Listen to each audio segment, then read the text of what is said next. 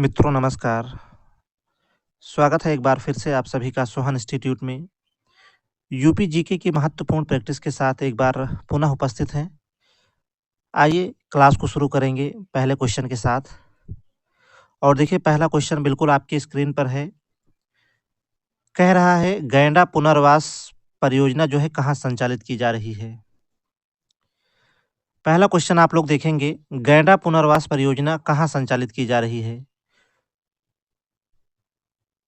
पहला ऑप्शन देखिए दिया है दुधवा राष्ट्रीय उद्यान, बी में दिया है कतरनिया घाट, सी में दिया है अमानगढ़ और डी में दिया है हस्तिनापुर। और देखिए आप लोग उत्तर भी करते चलेंगे। दो परियोजनाएं देखिए आपको याद रखना है, गैंडा और बारहसिंघा। और बता दें कि उत्तर प्रदेश में एक ही राष्ट्रीय उद्यान है, दुधवा राष्ट्रीय उद्यान। और इसी दुधवा राष्ट्रीय उद्यान में जो है गैंडा व बारहसिंघा का जो है संरक्षण किया गया है।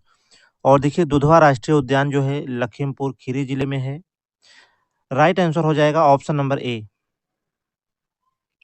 और देखिए कतरनिया घाट की बात करें तो यह बहराइच में है, यह बहराइच में है। और देखिए अमानगढ़, अमानगढ़ देखिए कहाँ है तो यह बिजनौर में है। यह कहाँ है तो यह बिजनौर में है। और देखिए यह टाइगर रिजर्व है, अमानगढ़ जो है यह टाइगर रिजर्व है। उत्तर प्रदेश में देखिए 3 टाइगर रिजर्व हैं। कौन-कौन? अमानगढ़ जो कि बिजनौर में है, पीलीभीत और दुधवा। ये 3 टाइगर रिजर्व हैं। इसके अलावा देखिए उत्तर प्रदेश का सबसे बड़ा वन्यजीव अभयारण्य अगर आपसे पूछता है तो आपका उत्तर देखिए हस्तिनापुर होगा। उत्तर प्रदेश का देखिए सबसे बड़ा सबसे बड़ा वन्यजीव अभयारण्य कहाँ है? तो आपका उत्तर होगा हस्तिनापुर में। इसके अलावा देखिए 2 प्रश्न और पूछेगा।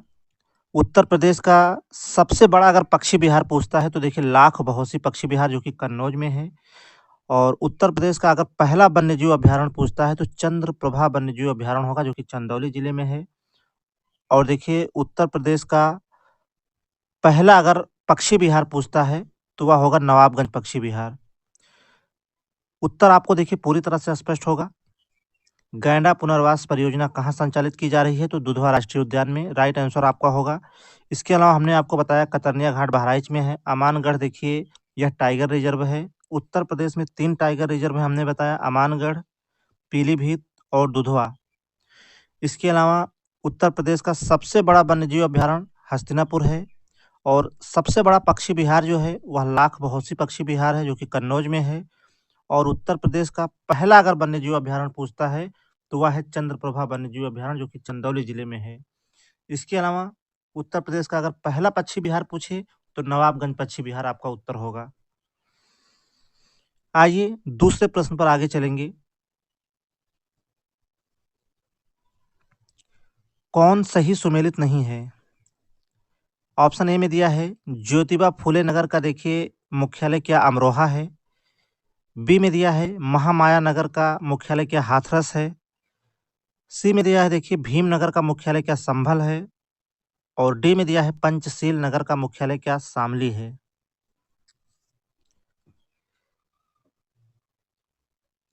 देखिए ज्योतिबा फूले नगर का मुख्यालय अमरोहा है, बिल्कुल सही दिया हुआ है।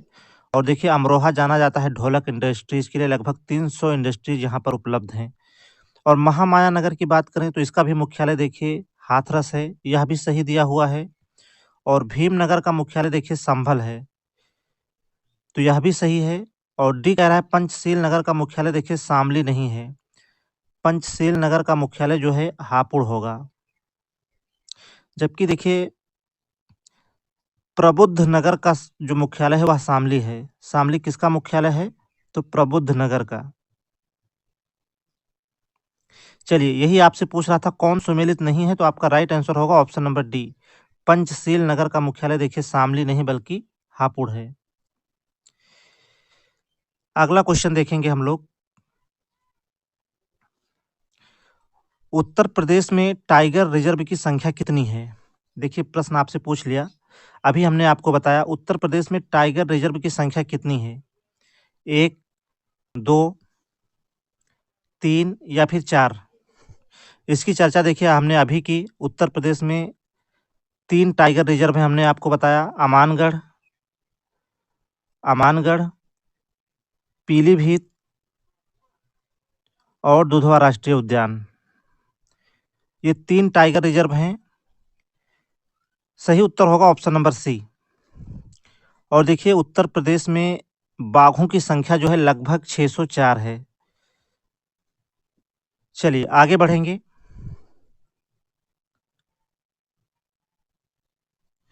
कौन लखनऊ घराने से संबंधित नहीं है? चलिए शानदार प्रश्न है, आप लोग उत्तर करेंगे। कौन लखनऊ घराने से संबंधित नहीं है? किशन जी महाराज, विंध्यादीन महाराज, लक्षु महाराज या फिर बिरजू महाराज। देखिए जब भी लखनऊ घराने से प्रश्न आपसे बनेगा तो अगर ऑप्शन में देखिए आपके महाराज दिया होगा तो वही ऑप्शन जो है आपका राइट होगा। अगर आपसे पूछे कौन लखनऊ घराने से संबंधित है तो जिस ऑप्शन में महाराज दिया हो वही आपको लगा देना है। लेकिन एक अपवाद है जो कि इसी विकल्प में मौजूद है, आप लोग उत्तर करेंगे। तो देखिए किशन जी महाराज जो है एक अपवाद हैं। कौन लखनऊ घराने से संबंधित नहीं है तो आपका उत्तर होगा option number A Kishan ji महाराज।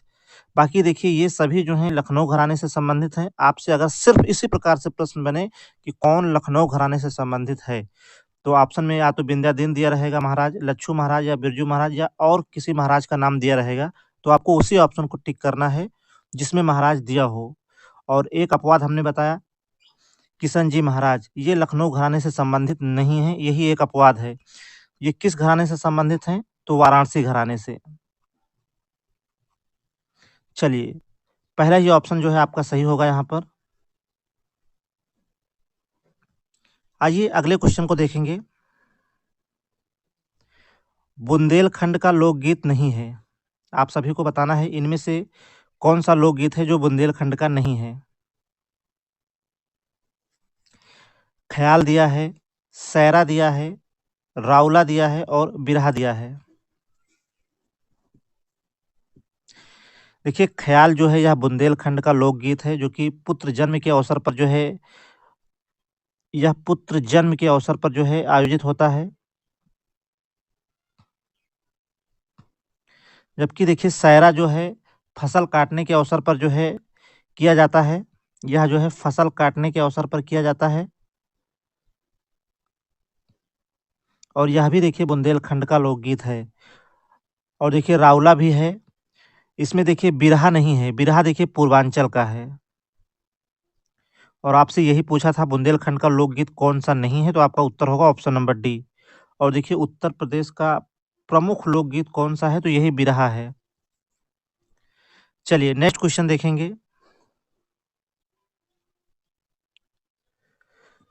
सही सुमेलित नहीं है।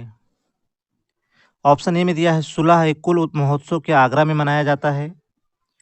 बी में दिया है कजली महोत्सव मिर्जापुर में, नैमिषारण्य मेला सीतापुर में और डी में दिया है ददरी मेला क्या बलिया में लगता है। चलिए प्रश्न नंबर 6 के लिए आप लोग उत्तर करेंगे। और देखिए इसका उत्तर जो है आप सभी लोग कमेंट करके ज़रूर बताएंगे। चलिए देखिए सुलह ए कुल महोत्सव आगरा में बिल्कुल राइट दिया हुआ है। हिंदू मुस्लिम एकता के प्रतीक के तौर पर यह महोत्सव जो है मनाया जाता है। और देखिए नैमिषारण्य मेला सीतापुर में बिल्कुल सही दिया हुआ है। और ददरी मेला भी देखिए बलिया में। देखिए यहाँ कजली महोत्सव आपसे पूछा है और कजरी देखिए नहीं दिया है। कजरी की उत्पत्ति अगर दिया होता मिर्ज़ापुर से तो आपका उत्तर सही हो जाता। या फिर कजरी लोकगीत कहाँ का प्रचलित है तो भी आपका उत्तर मिर्ज़ापुर होता। लेकिन यहाँ देखिए कजली महोत्सव दिया हुआ है।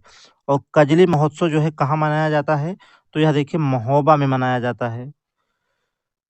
महोबा आपका उत्तर होगा। कौन सही सुमेलित नहीं है तो आपका राइट आंसर होगा ऑप्शन नंबर बी। इसकी चर्चा देखिए पिछले वाले क्लास में शायद हमने की थी। और महोबा आपको पता है सबसे कम जनसंख्या वाला जिला जो है कौन सा है तो महोबा है। क्वेश्चन नंबर 7 देखेंगे।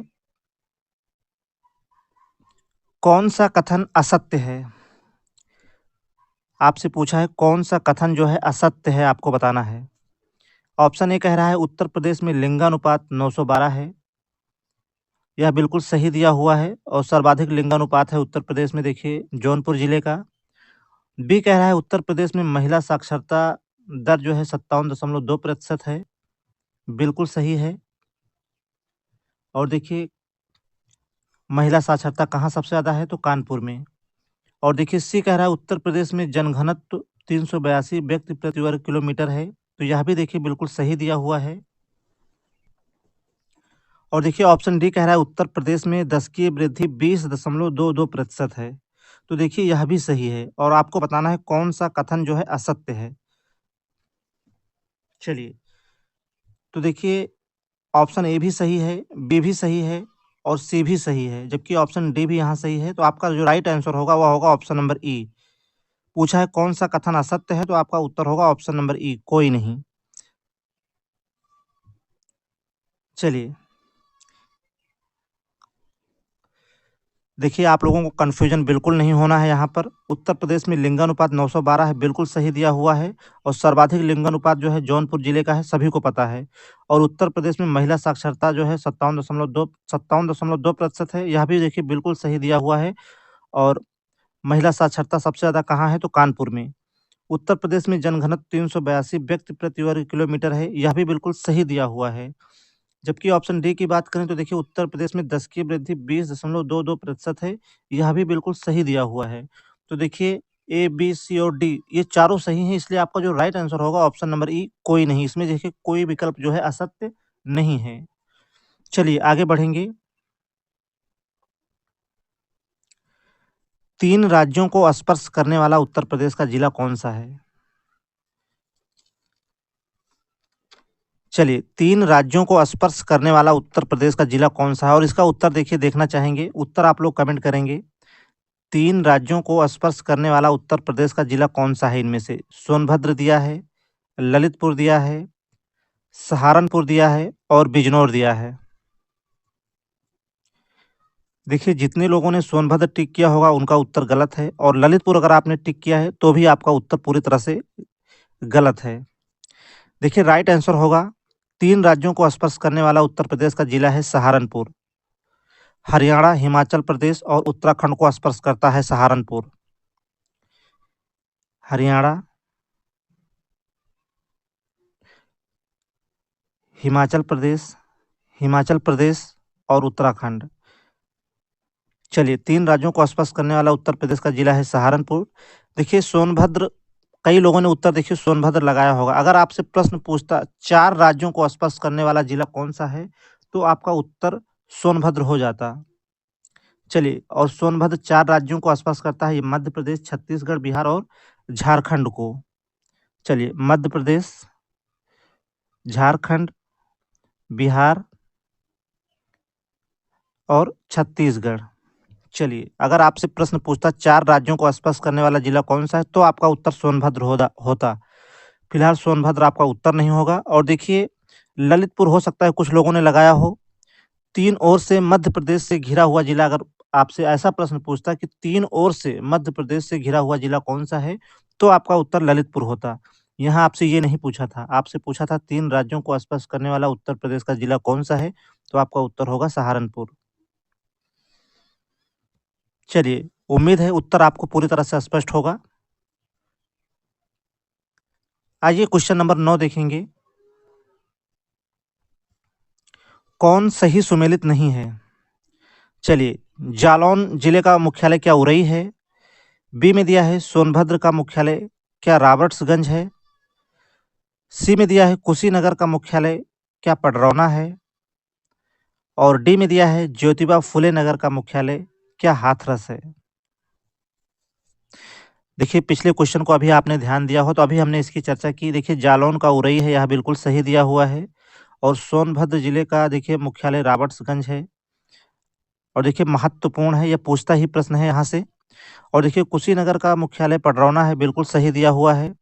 और देखिए ज्योतिबा फूले नगर का मुख्यालय देखिए हाथरस नहीं है बल्कि अमरोहा है, अमरोहा है।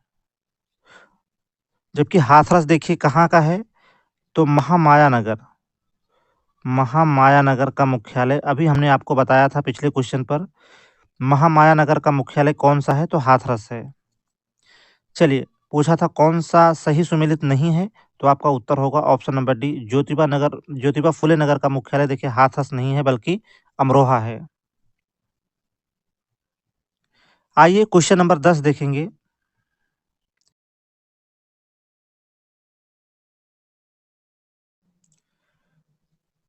निम्नलिखित कथनों पर विचार कीजिए। 2 कथन देखिए आपके सामने दिया है। पहले कथन में दिया है उत्तर प्रदेश में नगर पालिकाओं की संख्या 189 है।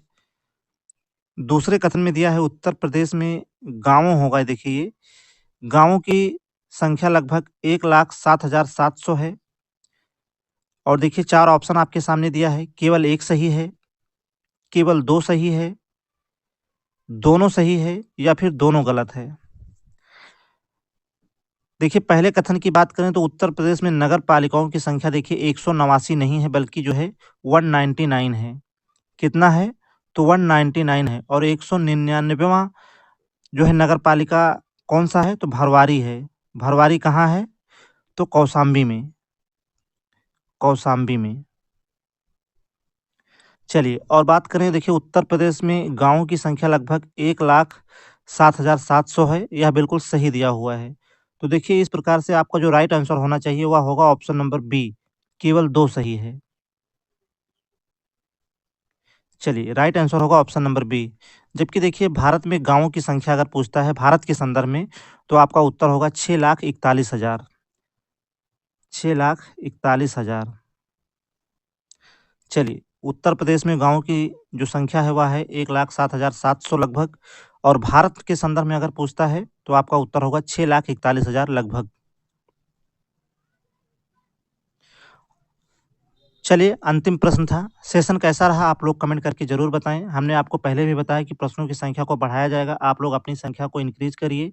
और देखिए अपने दोस्तों में भी आप सभी क्लास को ज़रूर शेयर करिए। जिन साथियों ने चैनल को अभी सब्सक्राइब नहीं किया है, सब्सक्राइब ज़रूर करें। चलिए, आज के लिए सिर्फ़ इतना ही। क्लास में लगातार बने रहने के लिए आप सभी मित्रों का बहुत-बहुत धन्यवाद।